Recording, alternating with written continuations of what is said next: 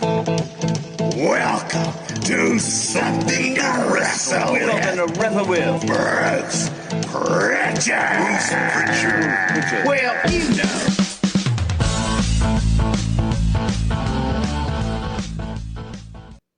Let's talk about, what he's doing here, because he thinks just a few days prior to this, or, 10 days prior to this, he's going to be working with Hulk Hogan at SummerSlam. Here, obviously, he's getting a curveball, and now he's going to be working with Jerry Lawler. So that's what they're setting up here, and that makes sense. But really and truly, Vince has sort of pigeonholed himself in here, because if he's working with Lawler, he can't pivot away and put him with Yoko if the Hogan situation doesn't work itself out. So it does lend itself to the idea that Hogan was always plan A for the slamming on the Intrepid, and Luger was going to be sort of plan B. But when you've got a pissed off Bret Hart who really wants to be the top guy, does that make sense? Why wouldn't you leave yourself an out in case you couldn't get Hogan to the table for SummerSlam? Why wouldn't you just go back with Bret and Yoko at SummerSlam? I think because Vince, really wanted to kind of move on. He didn't want to go back to Bret and Yoko, and he didn't feel that if he was going to put it on Yoko, his whole idea of the championship was changing. And that was a battle in and of itself too, trying to get Vince to say, let's leave it on Yoko, a big, nasty, unbeatable champion. That was a battle for Vince. He didn't want to do it he certainly didn't want to do it as long as we did it. We got it all the way to WrestleMania 10 before we made the switch. So that was an accomplishment in and of itself. So there were a lot of balls in the air at this point. We could have done Lawler on TV and gotten away with it if we needed to, make that switch. But we also had to have something in place to go to SummerSlam. You still had 2 months. So there's a lot of things we could have switched. We could have done it in house shows and made a different attraction for SummerSlam. How was Jerry getting along with everybody here? Jerry had been a long time promoter in Memphis. A lot of these guys that come through Memphis maybe had less than awesome experiences. He probably made a few enemies along the way. He would disagree with that, I'm sure, but a lot of the guys, I'm sure, had a different opinion of him. Now that he's here very early into his run, what's his reception? Not good. Not good. I think that there was still a lot of residual heat from the Memphis territories and people, lumping him and Jerry Jarrett one and the same, and feeling that if they had gotten a shaft in Memphis, as we talked about, before so many times, the payoffs in Memphis, you didn't make money. Bob Holly, last week, we just talked about the kind of money he made in Memphis or lack thereof. And if your last name wasn't Jarrett or Lawler, you didn't make money in Memphis. So there was a lot of heat still on Jerry Lawler, and he wasn't, put it this way, he was not welcomed with open arms into the WWE locker rooms by the boys. They felt that he would have to prove himself, and it was going to take some time before they would, the jury was still out on him. Well, the jury was not out on Bret Hart here. In his book, he can't wait to put himself over. He says, Bammer and I had our best match ever. After 20 long minutes of Bammer bouncing me around like a basketball, I jumped on his shoulders, dove down to grab his ankles, and pinned him with a victory roll. There was no mistaking who the real champion was. That's fun. Is Bret winning here an effort to sort of pacify him, or just keep him as a top guy, since you've got to sort of sort through this world title situation for a minute? It was a way to keep him the top guy without putting the championship on him. So yeah, it was a way to say, okay, Bret's been Intercontinental Champion. He's been WWE Champion. So now he's going to be the first ever King of the Ring. And for pay-per-view audiences, for television audiences worldwide, this was the first ever King of the Ring because it was the first one on pay-per-view. So for our purposes, Bret was first King of the Ring. Let's talk about what happens when he gets back to the dressing room. He wrote in his book, Vince pulled me aside to lecture me about how unprofessional it was of me to tell Hogan off. In fact, of the three of us, I felt that I was the only one who was being professional. Winning King of the Ring is great, I said, but it just doesn't pay the same as being world champion, and you and I both know it. It was one of those rare times when Vince had no comeback. For perhaps the first time in my career, I really did believe that I was the best worker in the business and that I would never take a backseat to another wrestler again. Do you remember hearing about this meeting after the show with Vince? Yeah, I didn't hear about it until afterwards. That's when I heard about, Bret going in and talking to Hulk and all that. So that wasn't until after the case, after the show, probably even the next day. So let's keep going here. Hulk, of course, has a different version of this story in his book. He says when he got to WrestleMania 9, he said to Vince, look, man, we both know I'm done here. The moment has passed. The love affair is over, but I've got an idea. And what's that?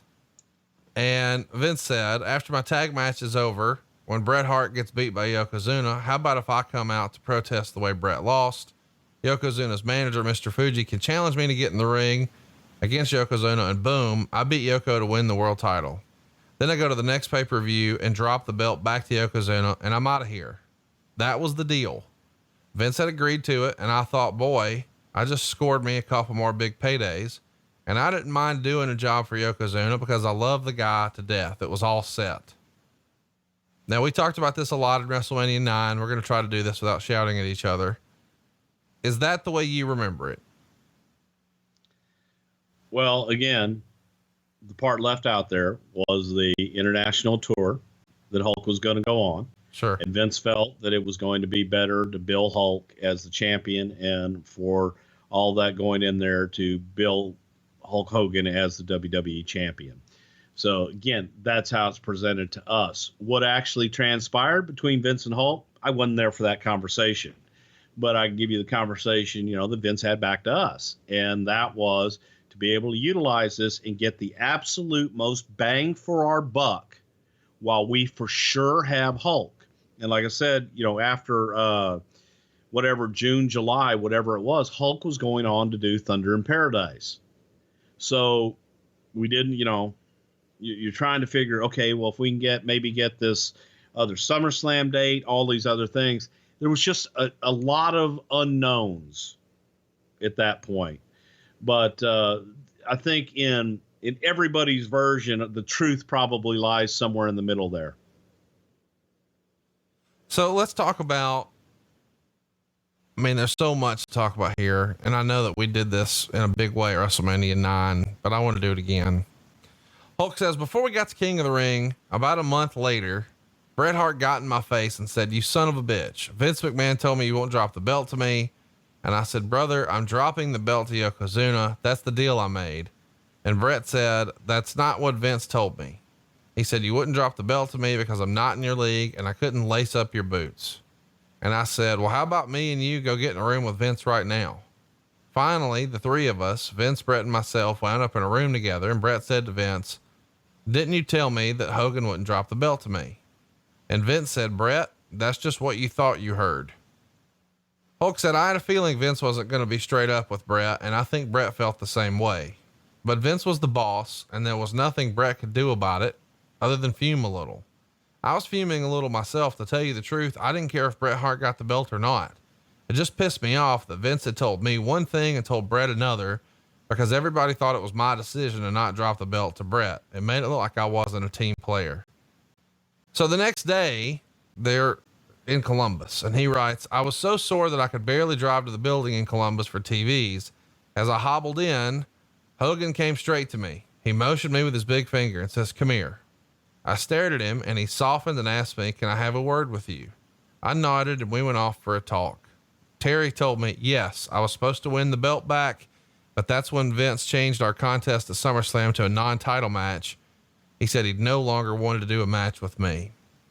But I clearly remembered the photo shoot we'd done with the belt, and Vince had told me that I'd beat Hulk with the sharpshooter. I knew what I'd be told, and I stood firm. Quote, Vince said that you said I wasn't good enough for you to even consider putting me over and that I wasn't in your league. Hogan says, that's not true, brother. With a mad look in his eye, Terry tugged me by the sleeve towards Vince's office and barged right in. I didn't mind. I wanted to know which one of my supposed friends was lying to me. Vince directed pleading eyes at me. And then when Hogan retold his story, Vince coolly lied to my face. I never ever said it would be a title match, Vince says. I realized there was some sort of head game going on between Vince and Hogan at this point, and I was merely a pawn to be played with and discarded. When Hogan left the contract, he had tears in his eyes, and it would be a long time before I'd see him again. Tell me about this. We're going to get all three guys in the room together. It feels like this happened a lot with Bret Hart, whether it was with Shawn Michaels or with Hulk Hogan. Tell me about this three-way meeting to the best of your recollection that day in Columbus. Well, again, I think, there is probably truth somewhere in the middle of that. Right. Now, do I believe that Vince may have said something to Bret that Bret misconstrued? Yes, I do. I believe that Bret probably heard what he wanted to hear. Vince can be very selective, and sometimes Vince will say things that you're hearing, oh my God, I'm going to be the world champion forever, and I'm going to headline this, and I'm going to do that. Or if Vince says, God damn it, I could see you with that championship someday. Vince is putting the title on me next week. That's what guys hear in their heads sometimes.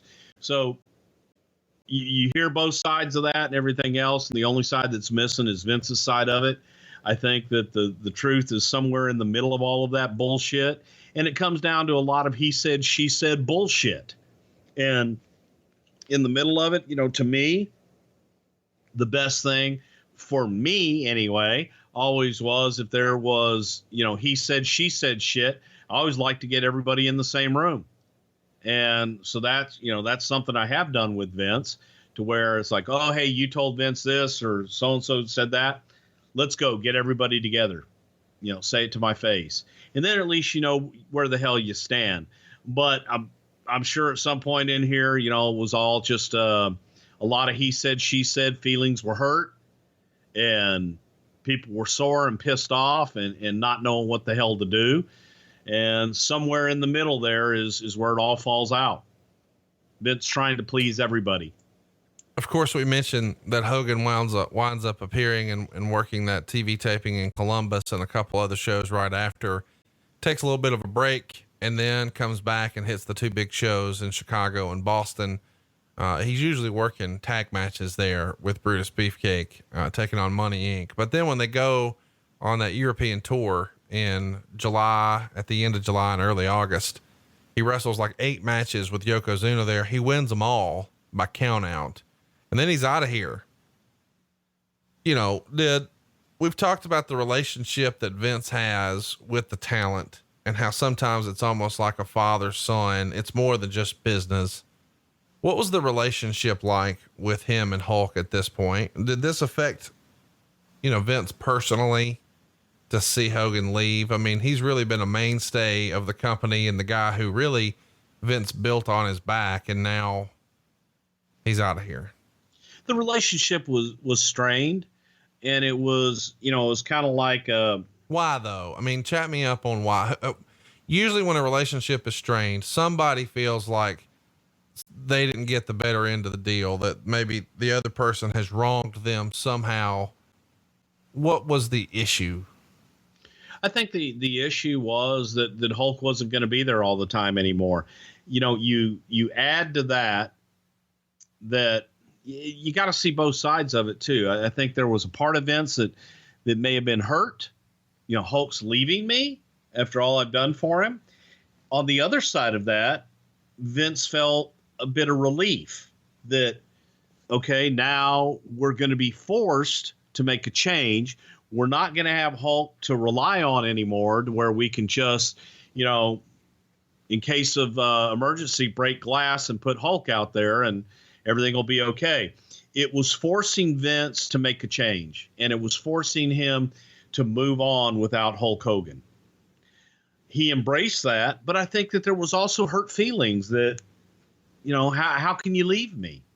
I think just the human side of it was hurt a little bit. And it was kind of like a child leaving and finally moving out and going out on their own. So it was both sides of it, but I think that in the end, the relief is what won over.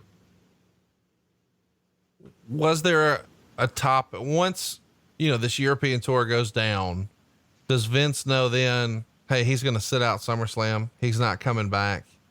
And was the decision to sit out SummerSlam based on what the payday was or wasn't for King of the Ring 93? No, I think the decision was made before that. I think not before King of the Ring, but I think the decision was pretty much made right around King of the Ring time. It just seems funny to me that, you know, even Hogan says in his book, hey, I scored me a couple big paydays, but then he opts to not do anything for SummerSlam 93. Well, his big paydays were the European tour and the King of the Ring and other pay-per-view. So those are big paydays.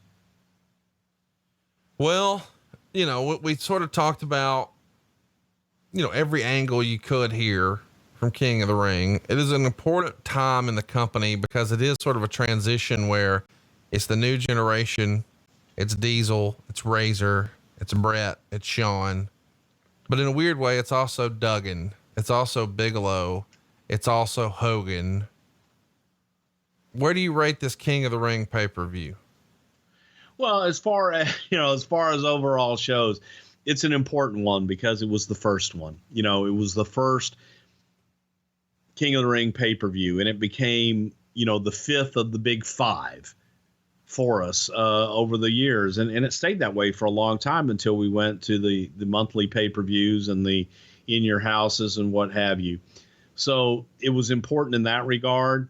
I think that King of the Ring was a good attraction because it was different. And I like having those themed shows where you've got something else that people are vying for.